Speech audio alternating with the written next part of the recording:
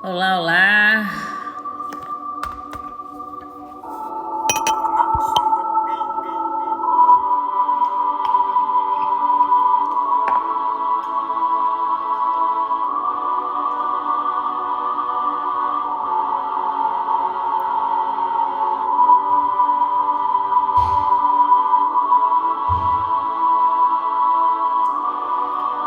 Vamos chegando. Esperar aí vocês chegarem para essa live de hoje. Deixa eu ajeitar aqui também. Estão me ouvindo bem?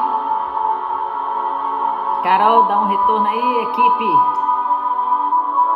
Lívia, Xará, beijo. Vem chegando. Chega mais. Ainda é Dia dos Pais. Dia dos Pais é todo dia. Dia dos Pais é vitalício.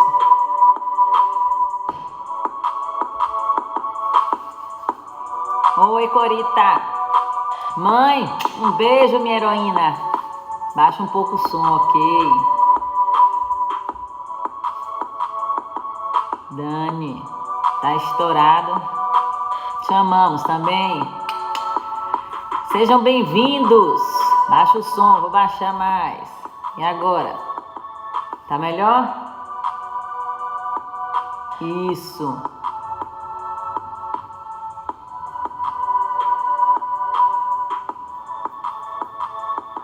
Oi, Lua, seja bem-vinda. Larissa, Corita, Lívia Daniela, Carol, Tatiane, Andréa, Dea, você tá aí, amor? Te amo, Dea. Tá todo mundo aqui na área. Vamos lá. Olha só, pra gente começar, antes da gente começar, eu preciso que vocês se organizem, porque eu prometi que ia ter um desbloqueio emocional, né? E para esse desbloqueio a gente vai precisar do seguinte: ou uma toalha, a minha tinha que ser de oncinha, né? Ou uma toalha para que a gente possa, para você não assustar o povo aí em casa, ou uma almofada, ou um travesseiro, qualquer coisa que você possa extravasar a sua ira, porque a gente vai ativar a ira aqui no final. Prepara aí, então pega aí ou uma toalha, ou uma almofada, ou um travesseiro. Vai lá, quando vocês pegam aí, pra gente começar.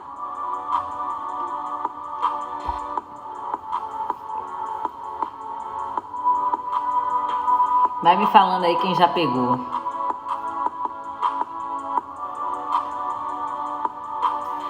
Ieda, beijos. Renata, Miranda. Vem chegando, gente. Eu tô pedindo aqui que vocês peguem ou uma toalha, ou uma almofada, ou um travesseiro. A gente vai precisar para fazer a nossa técnica de desbloqueio, ok? Desbloqueio emocional. Hoje é dia de você liberar perdão. Hoje é dia de você soltar todo o peso.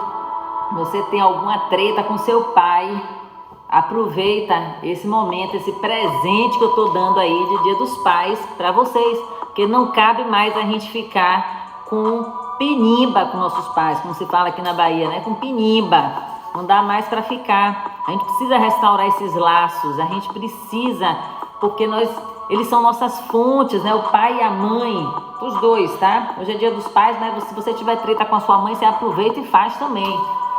Porque eles são a fonte que nós jorramos aqui na terra, aqui nessa vida. É através deles que a gente vem, que a gente brota. E se a gente fica com pinimba com isso, eu vou lhe dar um motivo aqui para você soltar isso agora. O que é que acontece? Você está com seus pais em unidade. Quando a gente está em unidade com alguma coisa, a gente não tem como desfazer, a gente não tem como voltar a ser o que era. Então imagina que seus pais, eles são, né, duas laranjas, e a união dessas duas laranjas virou um suco, e esse suco é você, e você está em unidade com eles. Não tem como você se dividir aqui, metade para um, metade para outro de volta, e não aceitar o que você recebeu, que foi pelo menos a sua vida. E você já recebeu a vida, eu espero que você seja muito grata por ela, entende? Porque você está em unidade com seus pais. E por conta disso você precisa restaurar esses laços. Mas antes da gente chegar lá restauração. Todo mundo pegou aí o material, tá todo mundo pronto? Já peguei meu travesseiro, isso aí, Eda. Joga duro. Pois é, gente, falar de pai pra mim, o meu pai foi o meu maior bloqueio emocional, né? E graças a Deus que foi assim, porque depois que eu pude ressignificar tudo que eu vivi com o meu pai e muita coisa que eu não vivi, né?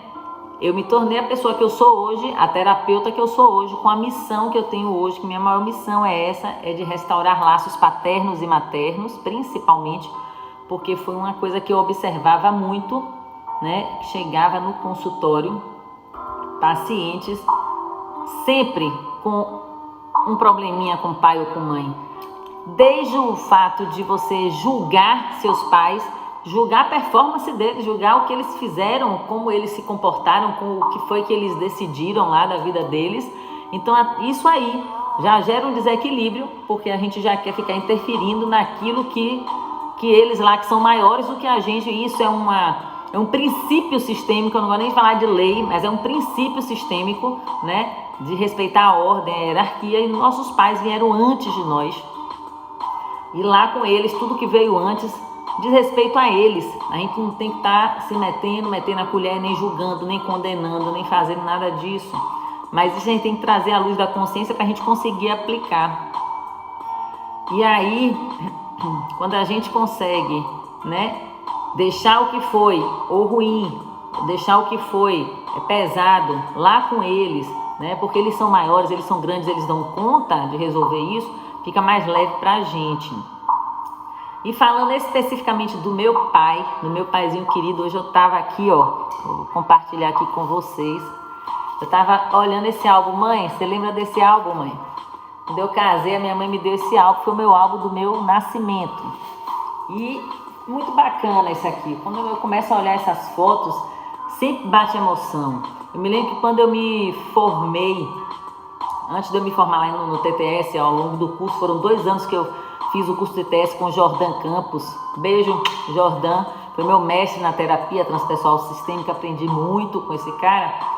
Eu me lembro que eu chegava em casa depois das aulas de constelação familiar e eu pegava isso aqui e eu começava a ver. E é como se eu entrasse no túnel do tempo e eu me conectava com tudo aqui.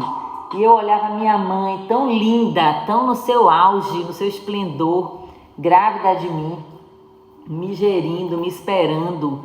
E aquilo vinha uma emoção forte, eu chorava com tanta gratidão. Eu nunca tinha parado para olhar isso assim, com esses olhos, né? E aí eu fui ressignificando muitas coisas, né, ao longo do curso. A gente, né, na formação de terapeuta, a gente tem muita prática, muita coisa a gente vê. E aqui, ó, deixa eu mostrar para vocês. Essa sou eu. E já tem nudes aqui na tela. Cuidado aí com esses nudes. A minha mãe, eu lá na maternidade. A gente vai chegar no meu papai daqui a pouco. Olha como minha mãe era linda. Ela é uma gatona. Ela é a minha heroína, a minha Mulher Maravilha. E aqui vocês vão ver meu pai, ó. Eram 2 crianças. Olha aí o papaizão, ele aqui, seu Henrique. Seu Henrique. E aqui é até engraçado, a gente olha assim, como a gente é frágil no nosso início de vida. Como a gente chega aqui na Terra, como a gente depende deles. Como a gente depende desses 2 pilares, pai e mãe. Agora imagine a gente crescer e se rebelar contra isso, né? Eu no banho, dado que tem fotos altamente comprometedoras aqui. Tem uma foto aqui que é muito massa. Eu me lembrei. É uma foto que registrou, sabe lá como, sabe lá Deus, assim, um pedaço, uma parte lá da vida espiritual, do mundo espiritual, que é essa aqui, ó. Deixa eu mostrar pra vocês. Essa aqui. E eu pegava esse álbum, eu criança, eu assim, nos meus 12 anos, levava pro colégio para mostrar pros meus amigos que eu tinha foto com os espíritos. E minha mãe tinha levado essa foto para Divaldo Franco, e Divaldo tinha dito que eram meus amigos lá espirituais, eram meus brothers, né? Os parceirão lá, os parça. E eles estão aqui, ó, registrados nessa foto. Mãe, eu tenho essa foto, tá vendo? E eu com essa cara aí de assustada. Tá vendo aí? E aqui tem uma galerinha aqui, um plano lá, espiritual. Bom, enfim, é muito bom poder ver, olhar isso aqui, olhar a nossa história, olhar como a gente dependia desses dois pilares, porque a gente não lembra de muitas coisas, né? A gente às vezes... E o nosso cérebro, ele é tão cruel com a gente, ele é tão traiçoeiro. Eu costumo dizer que o nosso cérebro é o diabo, aqui na Terra, é o nosso cérebro. Ele é tão traiçoeiro que ele só faz você se lembrar do que não prestou, do que não foi bom, do que você não teve, né? E tudo que você teve, você não lembra. É fofura, né? Muito linda, eu. Então, assim... a gente geralmente só costuma lembrar do que não foi bom, do que traumatizou, do que bloqueou, do que aconteceu alguma coisa. Mas o cérebro faz isso porque ele te ama, porque ele quer lhe preservar, ele quer lhe proteger, ele quer usar aquilo a seu favor. Mas isso, essa maneira de funcionar é o que gera toda a problemática. E aí a gente termina não lembrando das coisas boas, porque fica tudo a nível do inconsciente, né? A gente não lembra o que foi que aconteceu.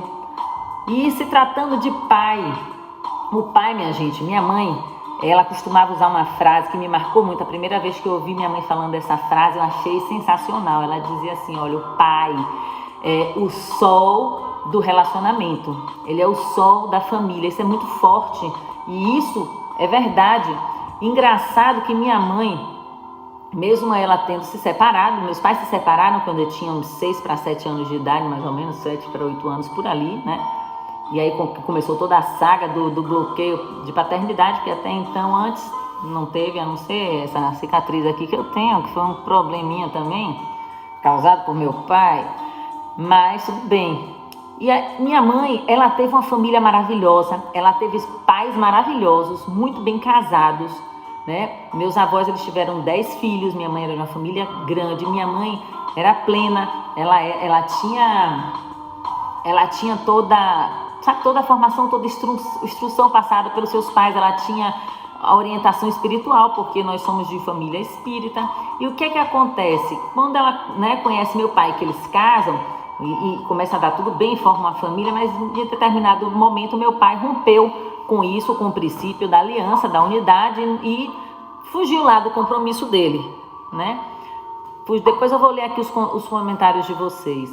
E aí, quando ele rompe com isso, não adianta às vezes a gente ser pleno e a gente casar com uma pessoa, a gente pegar uma pessoa que ela não é plena, que ela, e ó, 99,9% da humanidade tem bloqueio, né? Então, a gente tem que saber fazer o nosso processo de recrutamento e seleção bem direito. A gente tem que analisar tudo. Minha mãe fala isso. A parte do namoro e do noivado é pra gente observar essas coisas, é pra gente observar com quem que a gente vai fazer aliança, com quem é que a gente vai estar se unindo, porque vai deixar de ser união e vai passar a ser unidade. E isso é uma coisa séria, porque você vai colocar filhos, você vai fazer família, você vai fazer uma instituição que inclusive hoje em dia está muito desvalorizada, desacreditada, completamente desestruturada, uma disruptura total com a família. A família está pedindo socorro, a família está pedindo ajuda, homens e mulheres estão precisando de ajuda para desenvolver os seus papéis, porque o tempo todo é o mundo colocando um contra o outro, homem, mulher competindo com homem, mulher querendo mesmos direitos, a questão não é essa, a questão é que se tratam como inimigos praticamente. E aí o que é que acontece? Essa coisa do pai ser o sol do relacionamento, quando minha mãe falou, me marcou demais e eu pude perceber que como isso é verdade. E eu vou trazer aqui para vocês alguns princípios do pai dentro de uma família. O pai é quem traz a segurança para os filhos, para a família. Pai tem essa representatividade, né, da força, do combate, do enfrentamento, é da energia masculina, né? A mãe, ela é da energia feminina, ela é mais do cuidar, do servir, do provir, do nutrir, é aquela coisa do ninho, do aconchego. O pai é bufo para botar você para a vida, para botar você para explodir, para lhe orientar, lhe dar discernimento, lhe dar sabedoria, lhe dar compreensão, são coisas, e por isso que precisa desses dois pilares aqui interagindo, né, fazendo essa dinâmica familiar. E fica muito pesado, fica muito cruel quando essa força do pai sai do sistema do sistema familiar. E a mulher passa a dar conta disso tudo sozinha, como aconteceu com minha mãe. Então, mesmo ela sendo uma mulher plena, uma mulher com, sabe, com tudo pronto para ter o seu parceiro, a sua família, o meu pai ele não era pleno. Então, depois eu fazendo esses pensamentos, né, essas ligações, eu percebia, nossa, não adianta, quando a gente junta com uma pessoa que ela não é inteira, então minha mãe era um, vamos usar aqui a matemática para vocês entenderem. Quando a gente pega um e multiplica com que é meio, vai puxar para baixo, vai ser meio. O 1 quando multiplica com outro, que é 1, vai dar 1. Quando multiplica com 2, vai dar 2. Sempre quando vem um outro a mais para multiplicar, isso vai somar, vai ser uma escala de crescimento. Quando o outro vem com problemas, com bloqueios, e meu pai, ele tinha um problema também do bloqueio emocional do pai dele, da falta do pai dele, que aí já é uma outra história, mas que depois eu lancei o meu olhar e pude compreender tudo desse ancestral, mas também com toda a gratidão por esse ancestral, porque o meu avô, o pai do meu pai, ele era alemão, ele veio fugindo da Alemanha, ele largou toda a família lá, e ele veio para cá. E aqui ele conheceu a minha avó, teve os filhos, mas ele era um aventureiro, ele era explorador de pedras preciosas e ele passava muito tempo fora de casa. E o meu pai cresceu sem um pai e com aquela carência absurda e minha avó precisando dar conta sozinha. E aí minha avó o que é que fazia? Se masculinizava, ela tinha que ficar um general, ela tinha que ser muito retada para dar conta daqueles filhos ali sozinha. E aí ela terminava sendo muito dura, muito cruel, maltratava muito meu pai, aquelas coisas todas assim. Enfim, isso tudo deixou marcas nele e em determinado momento ele não levou adiante lá, ele simplesmente abandonou o barco lá da família e deixou minha mãe com 4 filhos, né? E minha mãe teve que ter uma força gigantesca, mas a gente nunca fica desamparado nessa vida, porque apesar de ter sido realmente trabalhoso, né? Como ela me disse hoje, não foi difícil, porque se tivesse sido difícil eu não tinha dado conta, então foi trabalhoso. E trabalhoso é isso, dá trabalho, mas ela sempre, né, com essa fé, ela sempre nos passou isso. Nós éramos uma família até hoje, inclusive mais tarde eu vou para lá para casa dela, todo domingo. Nós fomos criados fazendo o evangelho no lar, pegando a instrução, pegando a sabedoria para saber lidar com tudo aquilo. Minha mãe, ela conseguiu fazer com que a gente não criasse. Naquele tempo eu não era terapeuta, minha mãe não era terapeuta, que minha mãe se tornou depois psicanalista, mas ela tinha uma sabedoria já, por conta da palavra, por conta da orientação, né? Por conta desse viés, eu não gosto nem de dizer viés religioso, mas por conta dessa sabedoria divina, onde ela não excluía o meu pai, onde ela sempre dizia na mesa do evangelho que, apesar de tudo, ele é seu pai. Vocês não têm o direito de ou condenar, ou julgar, ou criar qualquer tipo de desavença dentro de vocês, aqui dentro, né, internamente. E eu pegar aquilo com muita propriedade para mim, sabe? Eu me lembro que eu sofria muito com a falta de meu pai, porque fica um buraco na nossa alma, sim, quando a gente perde essas partes nossas. Pai e mãe é nossa estrutura, é nosso pilar. Fui aluna dela, né, Lu? Isso aí, minha mãe maravilhosa, minha mãe é meu sol, né, também, meu farol. Ela que me colocou nesse caminho aqui de terapeuta, ela já enxergava coisas em mim aí. Então, voltando aqui, deixa eu beber uma água.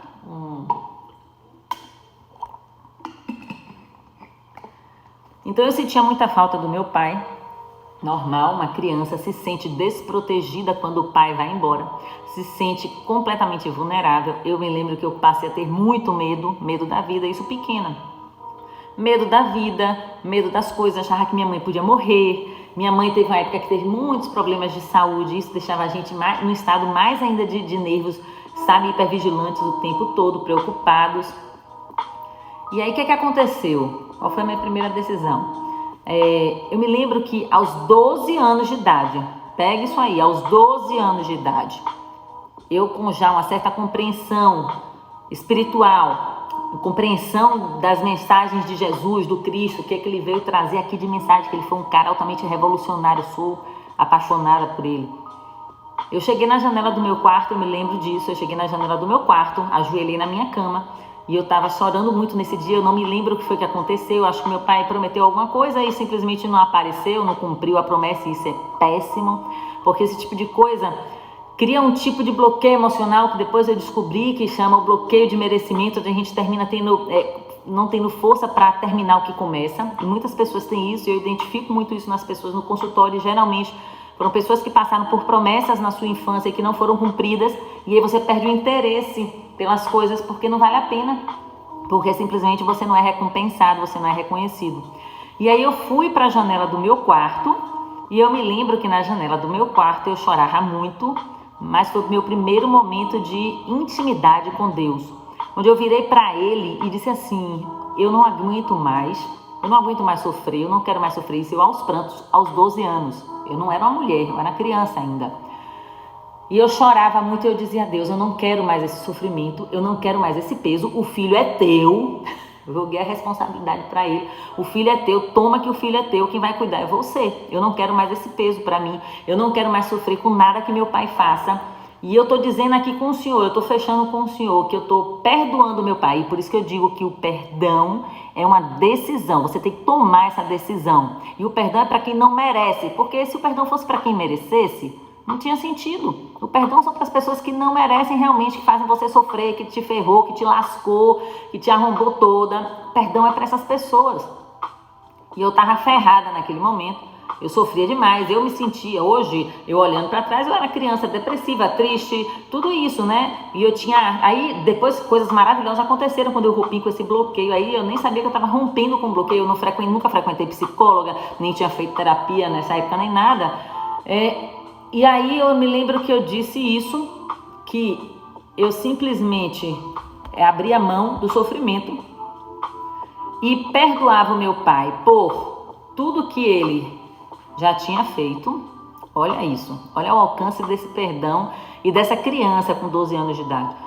Tudo que meu pai já tinha feito, eu perdoava tudo que ele estava fazendo e ainda disse a Deus: e coloque na conta aí tudo que ele ainda vier a fazer, porque ele ia continuar fazendo muita merda na vida e continuou fazendo, assim como a maioria aí dos pais de vocês, provavelmente, né? Eles vão continuar fazendo merda, não tem jeito.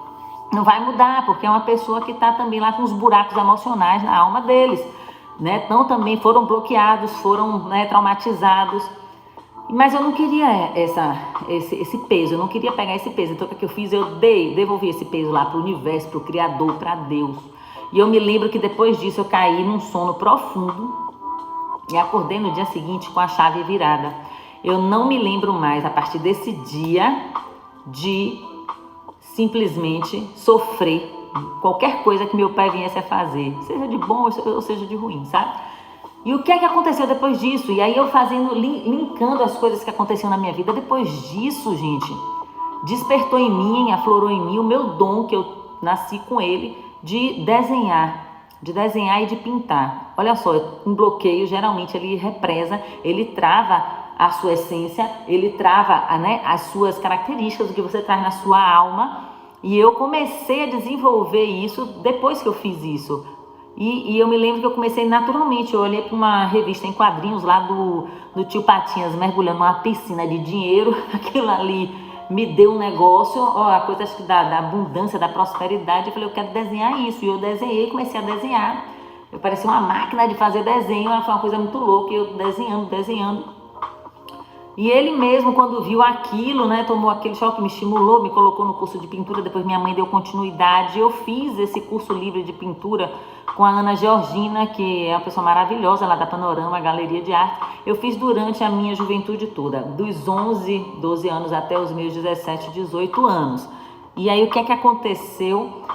Isso me curou. A arte nesse momento entrou como um fio terra disso aí, de toda emoção, de tudo que estava retido, represo. Era onde eu transbordava, era onde eu fluía, era onde eu me sentia especial, era onde eu me sentia diferente das pessoas, da maioria. E eu sempre, assim, minha mãe sempre me chamou carinhosamente de um termo que eu acho lindo e que eu pratico com a minha filha. A minha mãe sempre me chamou de minha joia. Você é minha joia. Quando eu falo isso até hoje eu me emociono. Eu encho os olhos de lágrimas. Vem cá, minha linda. Minha joia tá chegando aqui agora. Você tem que dar um beijinho, mamãe. Te amo, viu? Você é muito amada. E aí, Isso é uma coragem, isso é uma técnica. Na época ela não sabia, nem eu sabia, mas é uma técnica de ancoragem que você faz com o seu filho, né? De você estar dizendo a ele o que ele é especial, que ele é maravilhoso. Deixa eu me recuperar aqui. E aí, pronto.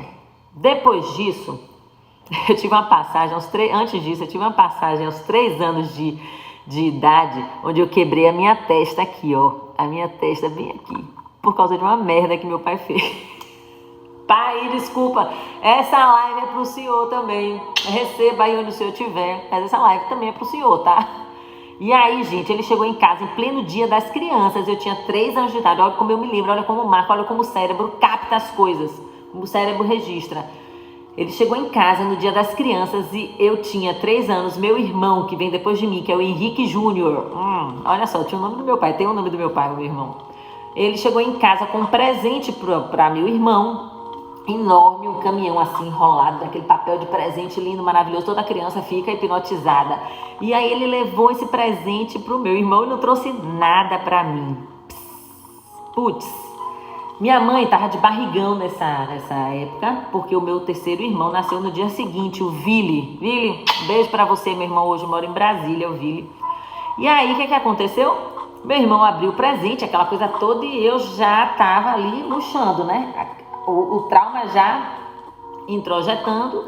Minha mãe esculachando meu pai, dizendo a ele como é que ele podia fazer um negócio desse, que é absurdo, como é que não trazer o presente, só traz o presente para um filho, não traz para outro, que isso não se faz. E no momento que meu irmão estava abrindo o presente, que era um caminhão cheio daqueles carrinhos, assim, um presente bem de menino, né? Aí, de repente, um carrinho daquele saltou, caiu no chão e veio quicando para debaixo do banco onde minha mãe está sentada. Tipo como eu tô aqui hoje, eu tô sentada aqui, aí pá, caiu aqui embaixo. Quando caiu aí embaixo, eu me alvoracei e corri para pegar o carrinho. Meu irmão gritando comigo, falando: o carrinho é meu, o carrinho é meu. Eu peguei naquela pressa e saí com tudo e ó, pá, piquei a testa aqui na madeira do banco. Eu acho que isso me salvou aí nesse momento, porque nesse momento eu ativei a ira. E na hora que a testa partiu, eu chorando com uma pega, botando tudo pra fora, a raiva, botando tudo, e aos 3 aninhos de idade. E eu me lembro que minha mãe me levou para poder costurar a testa, nem costurou, foi um ponto falso que eles juntaram aqui. A médica maravilhosa, a doutora Dadate, que até hoje ainda tá aí, linda, maravilhosa, me encontrou outro dia, não acreditou, quando me viu, eu mostrei ela, minha cicatriz, ó, você falou para minha mãe que não ia dar ponto, porque ia ser uma moça muito bonita, e ia ficar a marca. E o que aconteceu depois disso? Eu me lembro disso tudo, viu, gente? Eu me lembro. Não foi sessão de terapia, não foi regressão nem nada. Eu me lembro nitidamente, claramente essas coisas. Eu tinha 3 anos de idade aí. Minha mãe me pegou, foi na loja comigo, eu me lembro disso. Comprou um boneco pra mim, um boneco fazia xixi, mas já não tinha mais o mesmo gosto, o mesmo brilho. Ou seja, né? Já instala aí essa coisa do não merecimento, de você, lá na frente, quando me tornei adulta, várias coisas eu queria fazer na minha vida, eu tinha o ânimo de fazer, mas eu não conseguia, às vezes, nem startar e nem finalizar. Isso criou o bloqueio que hoje eu já rompi, né? No mesmo dia, eu lembro, mãe, a gente foi andando lá na Unimar, antiga Unimar, e você me deu um manequinho, ele bebia água e fazia xixi por baixo, mas eu me lembro que a minha criança já não ficou mais, sabe aquela coisa, eu senti que minha mãe fez aquele esforço todo, eu fiquei com pena de minha mãe ter ido lá com barrigão. No dia seguinte, meu irmão nasceu, eu fui ver meu irmão na maternidade, ele estava bem corado, vermelho, eu disse, quem jogou água fervendo nesse menino? Era bem assim, e eu tenho uma foto com o curativo. Mas enfim, aí saltando mais aí pra frente, aos 12 anos teve esse episódio, foi um episódio forte, um episódio de disruptura, onde eu rompi com o sofrimento, né? Onde eu promovi essa coisa do perdão, de liberar o perdão, eu comigo mesma, não foi ninguém conversando comigo, foi uma decisão minha, pessoal, e isso me libertou.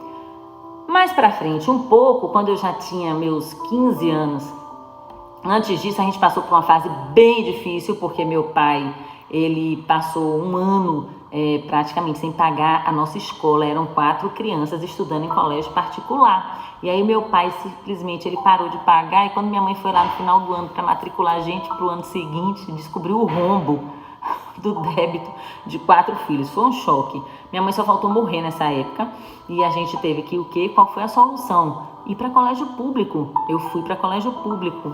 Pense o sofrimento que foi você sair de uma escola top, nível A, que eu estava no Nobel, vocês aí que são daqui de Salvador devem conhecer, e fui estudar numa escola local, pública do meu bairro, e foi um horror, porque assim, lá nessa escola eu era tida como rica, como milionária, eu não era zorra nenhuma disso, eu não estava lá, eu era tida como patricinha, as pessoas queriam me pegar para bater, né? Aí toma-lhe bloqueio, toma-lhe problema, toma-lhe tal, e aquela agonia. Nós passamos 3 anos em colégio público, mas foi uma fase que eu aprendi muito, porque, engraçado, eu tenho isso como ponto forte. Eu fiz uma sessão de coach recentemente com o Marcelo Vial, ele deve estar aqui pela live também assistindo, e ele me disse que o meu ponto forte é o aprendizado, é o estudo. E tudo na minha vida eu sempre procurei tirar o aprendizado do que eu estava passando. Eu nunca olhei como sofrimento ou porque Deus está fazendo isso comigo. Não. Eu falava, o que é que eu posso aprender com isso? E no colégio público eu aprendi muita coisa. Eu aprendi que tem pessoas direitas lá, tem pessoas que estão querendo aprender. Eu aprendi que tem professores que não valem nada e que não cumprem com a sua missão, que sumiam, que não iam dar aula porque simplesmente eu não tinha aula o dia inteiro, e que tinham professores completamente comprometidos com a sua missão, que eles não iam no efeito manada, e simplesmente eles iam e davam a aula mesmo, com toda a diversidade. Então, assim, foi muito aprendizado. Eu dou, assim, sabe, graças a Deus por ter passado por isso na minha vida, onde eu aprendi muito e passei a dar valor. Eu voltei quando minha mãe disse, olha, ano que vem vocês vão voltar a estudar de novo no colégio particular. Eu voltei com sangue no olho. Sabe o que é sangue no olho? Eu falei assim, eu vou pra cima, porque eu fui no inferno. Eu sei o que é não ter chance, eu sei o que é não ter uma escola, eu sei o que é o ensino público, eu passei por isso. Eu sei o que é lá e eu não quero isso pra minha vida, eu não aceito isso. E aí eu peguei com unhas e dentes a oportunidade, minha mãe conseguiu botar a gente de volta no colégio particular. E eu nunca tive dificuldade com estudo, eu sempre aprendo muito rápido, eu tenho uma facilidade de aprender muito rápido, e aí eu deslanchei e passei no meu vestibular para as coisas que eu quis, enfim. Mas o que aconteceu? Nessa volta eu fui estudar justamente num colégio onde era perto da casa do meu pai. E o meu pai nessa época morava no centro da cidade. E aí o que acontece? No centro da cidade, eu tive que começar a ir almoçar na casa dele, pela questão mesmo financeira e tal. E aí, o que aconteceu nesse momento? Meu pai, ele tinha um piano em casa, que era o piano da minha avó, porque a mãe dele era professora de música, ela era uma pessoa que tinha toda a teoria, ela trabalhou com isso a vida inteira. E o meu pai, ele desenvolveu esse talento de tanto ouvir a minha avó ensinando em casa, que ela era professora de música, ele tinha um ouvido musical perfeito. E ele aprendeu a tocar de ouvido, ele também entendia muita teoria. E eu pedi a ele, eu me lembro que eu pedi a ele para ele me ensinar a tocar aquele piano. E aí por isso que a minha história de amor com o piano, uma história, porque o piano foi um marco na minha vida aos 15 anos de idade. Passei em 2 vestibulares, passei em artes plásticas na Federal e em administração de empresas na Católica. Isso, mãe. E aí eu me lembro que eu, aos 15 anos, eu não era terapeuta ainda, gente, nem sonhava em ser terapeuta. Eu vim ser terapeuta já quase perto dos meus 40 anos. Eu já estou com 44 anos, não parece essa carinha aqui de menininha, mas eu já tenho 44 anos, não tenho problema nenhum em falar isso. E aí, o que aconteceu? Dentro de mim, uma voz dizia assim, né? Eu pegava esse download e algo dizia assim para mim, você precisa pegar algo de bom desse homem.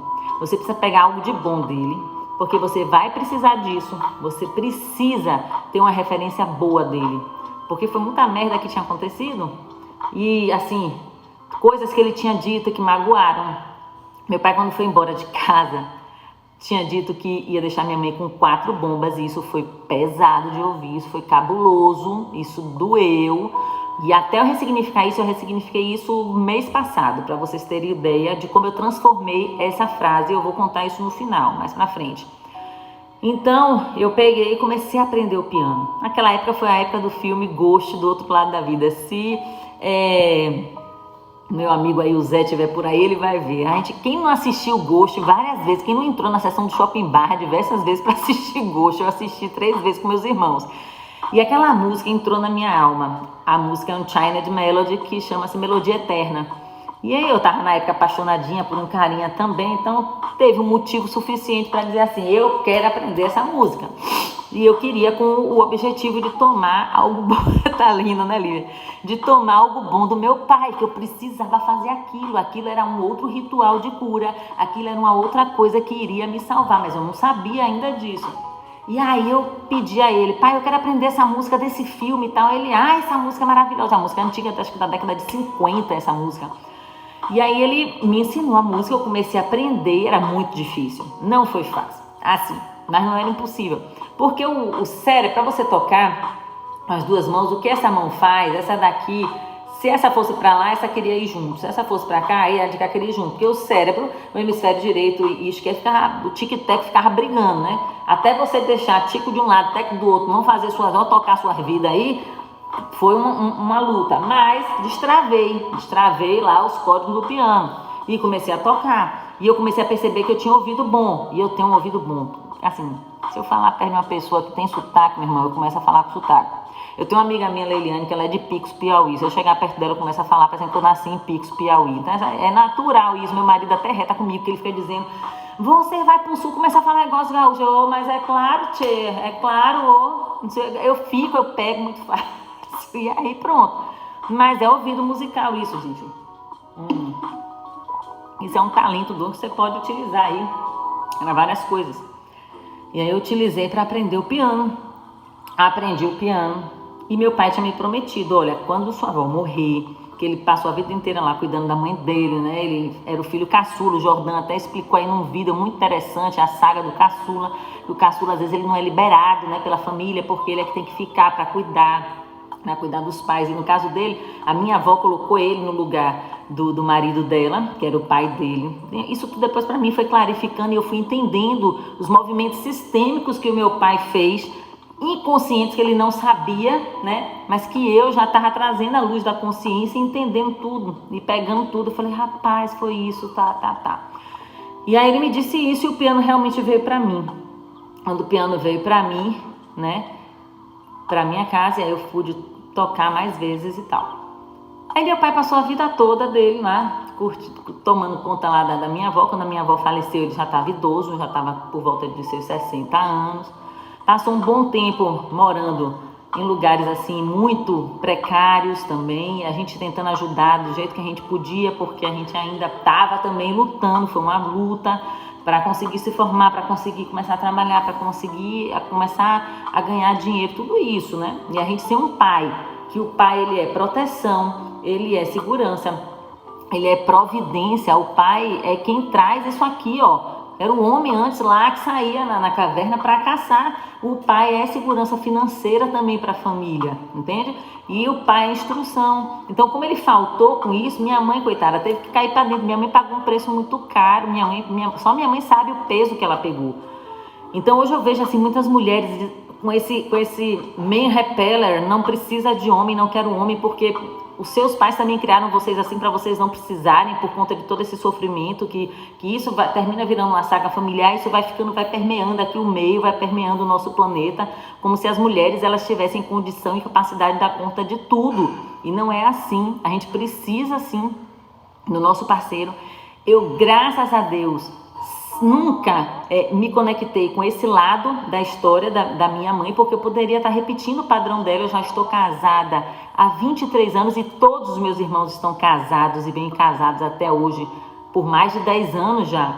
E então, assim, eu estou há 23 anos com meu marido, vivendo muito bem, tenho 2 filhos com ele. E eu podia estar não me sentindo autorizada, não me sentindo permitida para estar sendo feliz e fazer diferente do que os meus pais fizeram, porque isso acontece a nível inconsciente e ferra com a vida de muita gente. Porque a mãe não deu certo, porque a mãe tinha dedo podre, ou porque a família é toda assim. E você termina que por uma necessidade de pertencimento, uma necessidade de você fazer parte daquele grupo, de você se vincular pelo que não presta. E não é assim. Beijo, poderosa também. E se você se vincula pelo que não é bom, você vai se ferrar, você vai ficar repetindo saga. E o cérebro gosta disso. Como o cérebro gosta de automação, ele vai repetir a saga. Claro, ele já sabe o caminho, já está permeando todo no seu sistema. Para você romper com isso, você vai ter que cair para dentro, romper esses bloqueios, romper tudo que aconteceu de ruim para você se curar e você curar toda a sua ancestralidade também e você liberar, olha que coisa, liberar os que ainda estão por vir, porque vão vir, porque isso é natural. Não é natural você casar e não querer ter filho. Não é natural você nem querer ter filho e nem querer casar. O natural é você querer sim fazer isso. Precisa deixar um legado. Enquanto eu não tinha filhos, a minha vida era uma. Depois que eu tive filhos, minha vida passou a ter um outro sentido, né? E você, é onde você realmente se transforma, é onde você realmente amadurece. Esse também é um dos objetivos. Tem gente que não, tem gente que passa por isso aí e continua lá na posição de filhinho, né? Na casa de papai e de mamãe a vida inteira. E hoje em dia as pessoas estão cada vez mais estendendo a sua adolescência praticamente, ficando na casa aí de pai e mãe, dá 40 anos, neguinho não starta, neguinho não vai. E enquanto você não sair, você não vai progredir, você não vai prosperar, você não vai ganhar dinheiro, porque isso aí, criança não ganha dinheiro, criança não trabalha, é mais ou menos assim que funciona, dentro do sistema, dentro da lógica cerebral, porque você está lá ainda.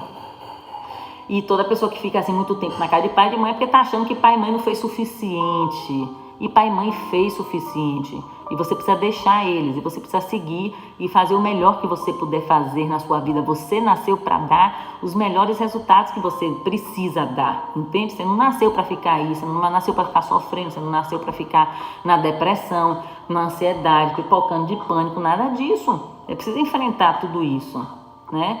É muito maravilhoso esse entendimento, faz todo sentido. Que bom que vocês estão gostando, depois eu vou estar lendo isso aí. E aí, o que é que acontece? Depois de uma vida inteira, eu sem meu pai, presencialmente, sem apoio, sem suporte financeiro, sem suporte psicológico, sem suporte emocional, né? Sem o toque, sem o tato, sem o carinho, sem o afago, né? Da mão no cabelo, que isso inclusive a minha colega Marcinha Almeida veio me explicar, que a falta do toque na cabeça, do carinho paterno ou materno, faz a gente perder cabelo. E eu tenho uma queda de cabelo e depois eu vim fazer esse link. Eu falei, gente, olha que coisa interessante, né? A falta do afeto faz você ter esses bloqueios. E aí, quando a minha avó morreu, meu pai ficou sozinho, enfim, depois ele passou um bom tempo morando com a irmã dele, a minha tia, que eu tenho muita gratidão por ela ter ficado com ele, enfim, mas assim, já no último ano de vida dele, meu pai faleceu, gente, em dezembro de 2018. No último ano de vida dele, a minha tia achou que o certo agora era os filhos cuidarem dele. Achava que a gente estava bem e que a gente deveria ficar com ele e até achar que deveria meter a gente na justiça, ela achou. Então, a gente deu todo o suporte a ele, cuidamos dele. E ela foi muito dura com ele nesse sentido, porque ele não esperava isso dela. Depois de tudo que ele fez pela mãe deles, né? E aí, com pouco tempo que meu pai sai da casa onde ele estava morando há muito tempo, com a irmã dele e tal, ele veio a falecer, praticamente dois meses e meio depois. Mas foram 2 meses e meio que eu pude receber o meu pai de volta, que eu pude também ressignificar muitas coisas, que eu pude cuidar dele, que eu pude estar com ele presente, onde ele frequentou a minha casa, onde ele ia lá almoçar, onde ele ia lá tocar o piano, onde ele... E aí, gente, depois eu me lembrei quantas coisas eu aprendi com meu pai, mas que estavam meio que escurecidas na minha mente, porque eu não me lembrava, eu só me lembrava da parte da dor, do sofrimento. Mas eu me lembro que foi o meu pai quem me ensinou a atravessar a rua. Eu me lembro que também nessa fase aí dos 12 anos eu comecei a pintar, quando eu comecei a pintar depois que eu rompi com o bloqueio, o curso da Ana Georgina, a galeria onde eu ia pintar era lá no Garcia, perto do Colégio Antônio Vieira. E o meu pai teve que me ensinar a pegar um ônibus. Quem me ensinou foi o meu pai. Então ele fez isso por mim. Meu pai me ensinava a atravessar a rua e ele dizia: perca 1 minuto em sua vida, mas não perca a sua vida em 1 minuto. Isso ficou forte em mim, marcou. E eu não esqueci esse código. Eu gravei isso, peguei isso para mim. E ele, assim, meu pai contava piada, e aí ele tinha uma veia cômica, ele era um cara muito engraçado, e depois que ele morreu eu descobri um monte de coisa deles, coisas de pensamentos, de coisas, então ele era um ogiva, ele só não sabia o potencial dele, ele só não encontrou alguém para destravar ele, alguém para poder libertar ele disso tudo, porque a gente fica preso nessas amarras, nesses sistemas, nas nossas sagas. E aí, o que é que acontece? A gente termina ficando nessa automatização, refém do nosso cérebro, repetindo tudo isso, né? Sem buscar uma compreensão maior, sem buscar olhar para as dimensões da nossa vida, olhar para a nossa espiritualidade, olhar para tudo, né? E aí, eu me lembro que quando chegou esse mês que passou, foi um mês que eu fiz mudança de casa, vim morar em outro lugar e eu já tinha planos de comprar um piano novo para mim. E o meu irmão me pediu o piano, né? Que foi o do meu pai, que meu pai me disse, olha, vai ser seu e você vai cuidar do piano.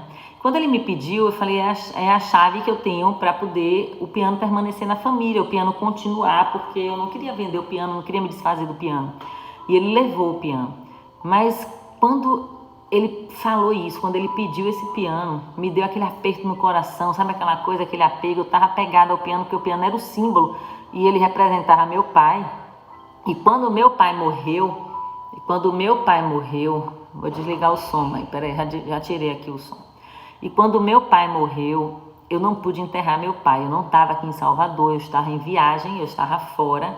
E eu não estava aqui. Engraçado que eu fiz todo o processo com ele, eu que segurei a barra com ele lá, desses 2 meses e meio, mas quem fez o processo de enterrar foi a minha irmã caçula, a Carol, que está aqui acompanhando, a minha mãe, que está aqui também acompanhando, e o meu irmão, que mora em São Paulo, o Henrique, que levou o piano.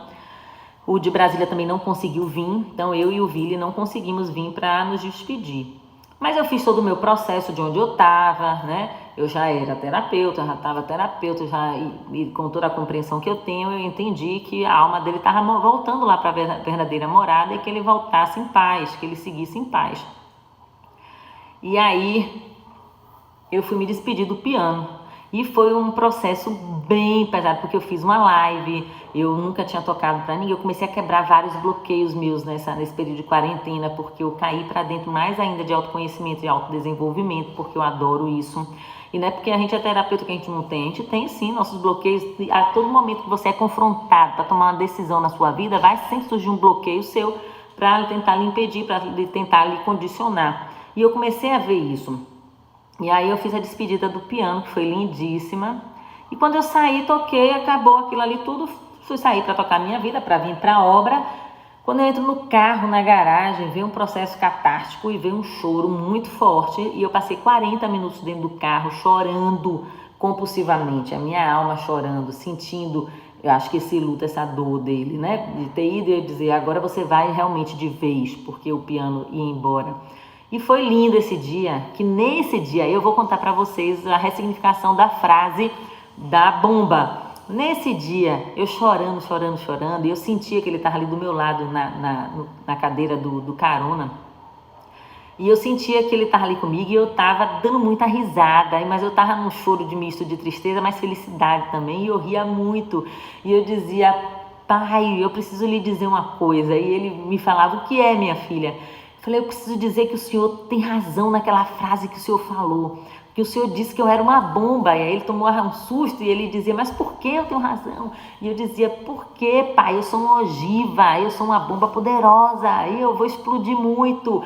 E aí ele tomava aquele susto e eu dizia, a sua profecia foi certa, mas o senhor previu um fim errado, o senhor achava que eu ia dar chabu ou que eu ia explodir de problemas, eu e meus irmãos. E a gente não explodiu de problemas. Graças à nossa mãe abençoada que soube direcionar para pegar, fazer todo o trabalho, toda a carga que ele não estava lá para fazer. E aí eu me lembro que eu dava gargalhada e ele ria também do meu lado e a gente ria muito. E eu continuei com esse processo. E aí eu aproveitei esse momento e fui fazendo vários processos de cura em mim, decretando cura de cabelo, decretando cura da voz, que eu precisava falar, porque isso era um bloqueio para mim, que eu queria falar, eu precisava transmitir essa mensagem para as pessoas, eu precisava curar as pessoas, curar uma geração, principalmente dos bloqueios paternos e maternos, porque é onde está o nosso maior entrave, o pé do freio da vida está aí, e quando a gente destrava isso, a gente deslancha, a gente prospera, e o prosperar não é ganhar dinheiro, prosperar é você estar crescendo em sua vida, e ninguém cresce com o pé no freio, com bloqueio, com pai e mãe, não tem como, porque é a fonte onde você jorra, e você está em unidade com eles, eu já expliquei isso aqui. E aí pronto, aí quando eu ressignifiquei isso dentro do carro, depois de 40 minutos, aí eu me acalmei. Aí eu peguei, tirei essa aliança aqui eu vou fazer como eu fiz no carro na hora. Eu tirei essa aliança aqui e disse assim para Deus, que a partir de hoje eu estava fechada com ele. Aí já foi mais outro momento de intimidade, eu e God, eu e paizinho, né? Eu virei para ele e disse assim, olha, eu tô fechada com você, eu quero que o Senhor me use para poder eu fazer o que precisa ser feito para ajudar essa geração. Eu, como missão, como terapeuta, no meu propósito, eu quero fechar essa aliança com você, porque isso é um princípio, a aliança é um princípio, e a aliança, ela não existe sem um tripé, é você, Deus, Jesus, ou você no seu casamento, o seu cônjuge e Deus, sempre tem que ter a presença de Deus. E aí eu ofereci essa aliança, eu botei ela assim no alto, chorando muito, e na hora que eu trouxe ela para mim, para botar no dedo, essa aliança escorregou e caiu aqui no meu peito, aqui, ó, vou mostrar aqui, ela caiu aqui, mais ou menos do lado esquerdo do peito, e ficou aqui assim, no carro. Aí quando isso aconteceu, outra ancoragem poderosa, né? Quando isso aconteceu, eu entendi a resposta que veio, tá fechado, tá lacrado, estamos juntos até depois do fim, e você vai agora fazer tudo o que você precisa fazer.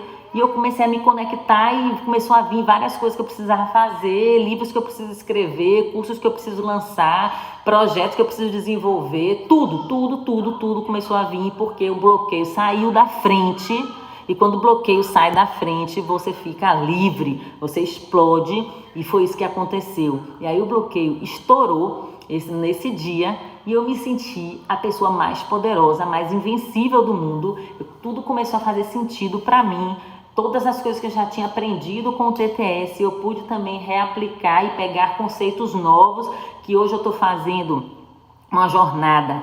E aí foi que veio, eu encontrei a minha essência, porque o piano, eu tenho uma jornada onde eu estou fazendo um trabalho gratuito para transbordar na vida das pessoas, onde se chama Pare de Carregar o Piano e Vá Tocar a Sua Vida. O Pare de Carregar o Piano foi uma coisa interessante que eu aprendi também nesses processos de constelação, onde eu ouvi uma consteladora falava muito isso.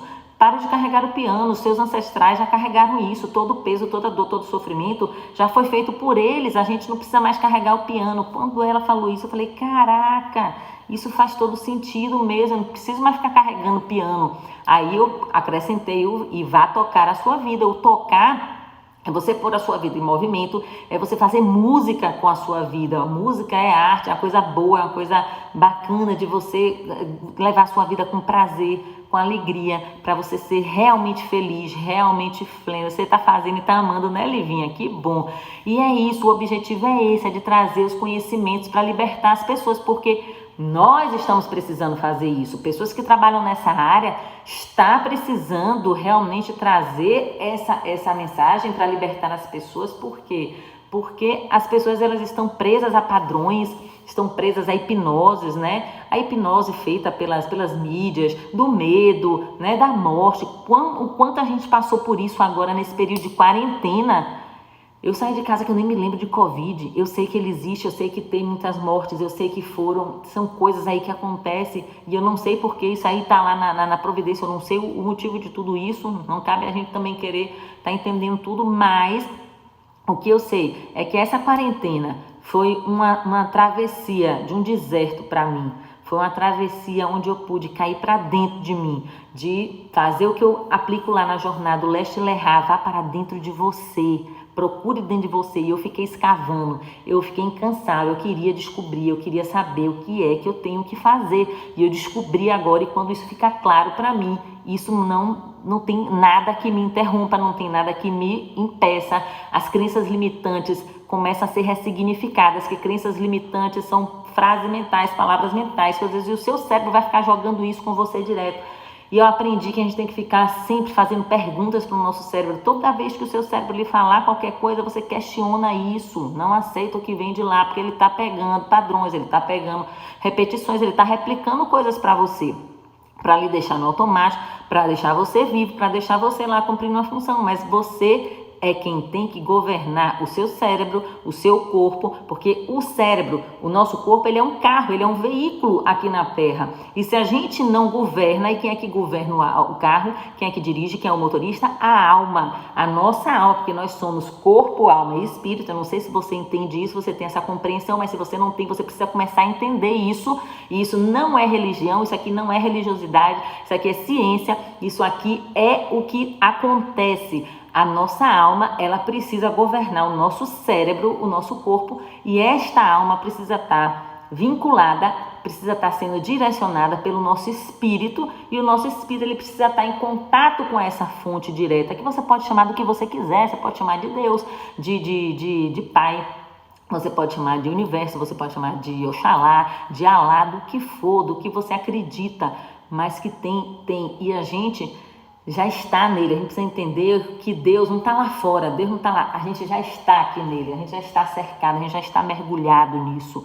E tudo que vem, tudo que a gente começa a captar, tudo que a gente precisa fazer na nossa vida, ele vai passar isso você vai captar essas mensagens quando você se conecta com esse Wi-Fi poderoso e para de ficar se conectando com as redes clandestinas que tem aí pelo mundo, porque o mundo, ele faz de tudo para que você seja tudo que o mundo quer, menos o que você nasceu para ser, menos para você ser e começar a dar os resultados que você nasceu para dar. Então tome muito cuidado, porque o meio ele tem essa influência poderosa sobre a gente e a ciência já explica isso. Isso se chama epigenética. Eu aprendi isso lá no TTS, no livro do Bruce Lipton, que é a biologia da crença, onde você não vem determinado no seu código genético o que você vai desenvolver de doenças. Pode ter lá um código, mas quem destrava isso, quem dá o gatilho é o meio. São as nossas emoções, são as nossas vivências, são os nossos campos sistêmicos, tudo isso é quem vai estar startando os processos de doença, os processos do nosso DNA. O nosso DNA por si só ele não ativa nada, quem ativa o meio. Então muito cuidado no meio, e a gente tem que tomar cuidado onde a gente está inserido, né? Com as amizades, na família, como é, com as pessoas que a gente está se relacionando, com o nosso país. Tem coisas aqui de crenças enraizadas no nosso país que a gente não precisa disso, são ônus pra gente, a gente precisa se libertar disso, que é o famoso jeitinho brasileiro, que é o famoso atraso com horários. Você não precisa disso, você precisa se libertar disso para você poder realmente dar os resultados que você nasceu para dar. Então, é isso que eu queria deixar aqui de mensagem, né? O pai, ele é o sol do relacionamento, ele faz muita falta quando ele se vai, é como se uma luz se apagasse. E a mulher, para dar conta disso tudo sozinha, fica pesada. Então aqui também eu estendo a minha honra, a minha gratidão à minha mãe e a todas as mulheres que deram conta sozinhas. Eu sei que vocês pagaram um preço caro por isso, mas vocês não abandonaram o projeto de vocês, a família de vocês. Vocês caíram para dentro com unhas e dentes e defenderam a família de vocês a um preço caríssimo. Eu sei que foi um preço muito alto, mas é o pai que tem que fazer isso.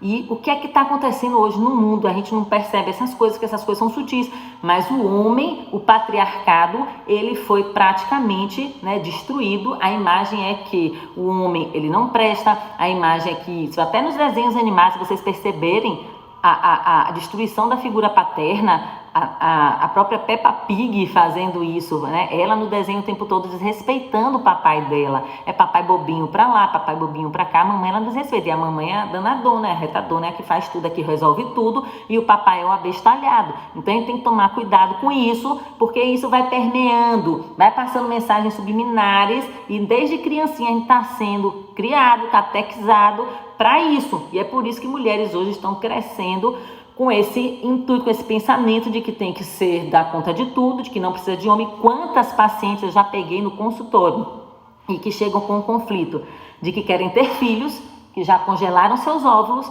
e infelizmente não chega o parceiro. Por quê? Porque ela já decretou no sistema dela de que ela não está precisando do homem, que ela não precisa do macho, do reprodutor, ela precisa de um reprodutor, que ela não precisa de um parceiro, ela não precisa de um pai, ela não precisa de um marido, ela não precisa de nada disso. E isso é um absurdo, isso é uma lógica estranha, isso é uma lógica bizarra que não funciona, isso não é natural. E eu lembro, eu estou contando esse caso aqui dessa paciente para vocês, que foi uma coisa recente agora de quarentena, onde ela já estava toda esquematizada. Eu já tenho meus óvulos congelados, a mulher já com 34, 35 anos, mas no desespero, querendo encontrar um parceiro.